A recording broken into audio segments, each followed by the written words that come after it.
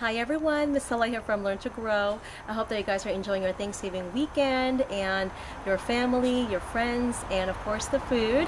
So what I'll be doing is planting potatoes for the winter for my spring crop. So I'm gonna be planting them in the ground throughout the winter and mulching them heavily so they don't freeze. So I'm gonna be showing you how I'm gonna do this, and hopefully by early summer or late spring we'll have some potato harvest. So I usually don't plant them around until March, and so I'm going to use this technique which my auntie and my uncle does. They plant their potatoes through the fall and winter, they mulch them, and then in spring they've got their crops growing, and by early summer they'll be harvesting some new potatoes. So I've got my potatoes prepped and cured. When you're curing your potatoes before you plant them, that means you just kind of want the cut side dried up so that way it doesn't rot in the ground. And I cut them in halves and quarters. Some of them I'm just gonna throw them in a ground hole. For instance, like this fingerling potato here. I don't have that much space. I think it's about 6 or 5 feet in length, my garden box here, and 3.5 feet wide. So I'm just going to be spacing them out about 8 inches apart in 2 rows, and I'll be planting both Yukon Gold, some reds, and the fingerling potatoes. So I've kept this in the bag for about 5 days now, and so I'm going to get them in the ground, and we will be mulching them with some of these dry leaves and grass clippings from my neighbor, my generous neighbor. He keeps giving me his grass clippings and dry leaves, and I'm loving it because now I have some compost that'll be ready for springtime. And I'll show you in the back how my pile of compost is doing and how it's breaking down nicely. Warm in there, so it's breaking down. If you can see the steam as I move the leaves, see that?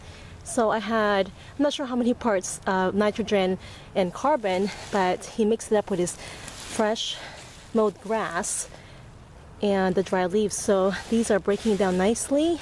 I'm really excited because I'm going to have a lot of compost for our spring garden, and it feels really warm in there. When you're planting potatoes, you want to make sure you have nice, loose or loamy soil.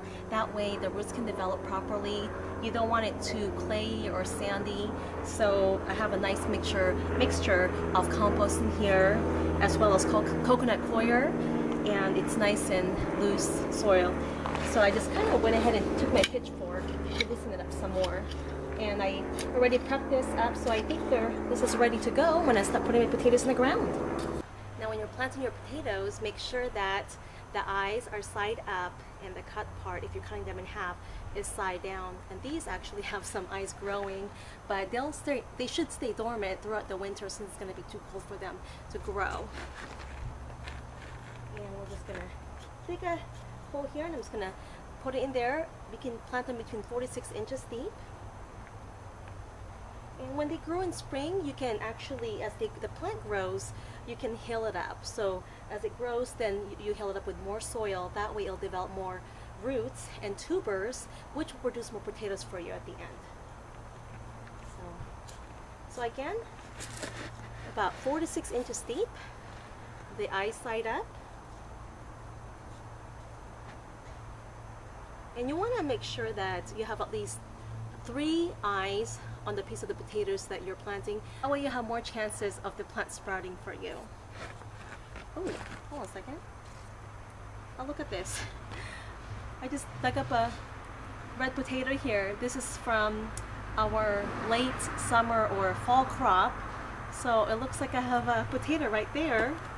So I was planting, I found this fingerling potato that I planted back, I believe it was end of July, and it just started rooting. I'm gonna put this back in the ground and hopefully it stays dormant. But if you haven't had a fingerling potato, it's really good. It's got a nice texture, and it kind of almost tastes like, not taste, but it's got kind of buttery texture, and it's really, really good.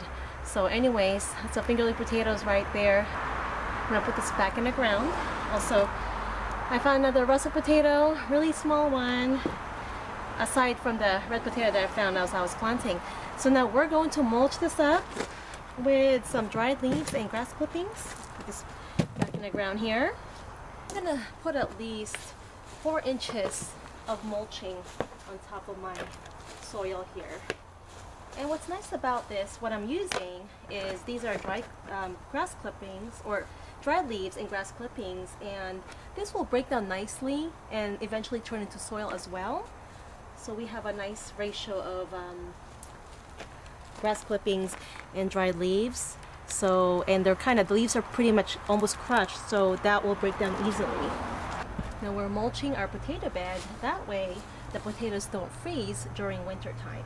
If you are where you have really cold weather and hard freeze, you might want to mulch a little taller if you like, but I think 4 to 6 inches is plenty for me. The mulching your bed will also prevent the weeds from growing when springtime comes around. Okay, I think we're all set now. So in springtime, when the potatoes start growing and sprouting, I'm going to be using some compost tea I'll be making from worm castings to fertilize them. So other than that, we're all set here for the winter, and I'm looking forward for our spring, late or early summer potato harvest, and we'll give you an update on that. I hope that you guys found this helpful. Thank you so much for watching, and you guys have a nice weekend. Bye-bye.